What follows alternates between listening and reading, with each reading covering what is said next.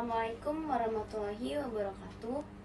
Hadirin sekalian yang dirahmati Allah, puji dan syukur kita panjatkan kepada Allah Subhanahu wa Ta'ala. Berkat rahmatnya, kita semua dalam keadaan sehat, walafiat, dan bisa berkumpul untuk menimba ilmu bersama-sama pada hari yang cerah ini. Salawat serta salam kita mempersembahkan kepada Nabi seluruh alam, Nabi Muhammad SAW, keluarga, dan sahabat-sahabatnya. Pada kesempatan kali ini, saya akan membahas tentang jodoh. Semua orang pasti pernah mendengar kata jodoh. Namun, kita mungkin jarang mengetahui apa sih pengertian dari jodoh dan hakikat jodoh itu. Ya, kali ini bersama kita akan membahas tentang apa itu jodoh dan hakikat tentang jodoh itu sendiri. Maka jodoh itu berarti orang yang cocok menjadi suami istri, pasangan hidup. Jodoh juga biasa digunakan untuk kata-kata selain pasangan hidup, yaitu misalnya minum obat dan manjur. Maka orang itu berarti berjodoh dengan obat yang dia minum. Lalu, apa sih sebenarnya definisi dari jodoh itu? Apakah jodoh itu berarti orang yang sudah menikah dengan kita, di mana jodoh itu ditandai dengan selesainya kalimat ijab dan qabul? Apakah dengan seseorang menikah dengan kita itu berarti jodoh yang sebenarnya?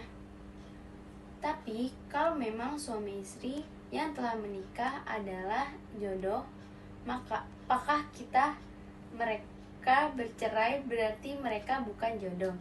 Apakah jodoh itu sekedar kecocokan yang bersifat sementara? Dan jika sudah tidak cocok dan bercerai berarti gagal jodoh?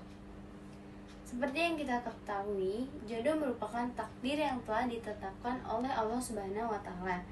Sebagaimana firman-Nya dalam Quran surat Ar-Rum ayat 21 yang artinya sebagai berikut. Dan di antara tanda-tanda kekuasaannya ialah Dia menciptakan untukmu istri-istri dari jenismu sendiri, supaya kamu cenderung dan merasa tentram kepadanya, dan dijadikannya di antaramu rasa kasih dan sayang. Quran surat Ar-Rum ayat 21.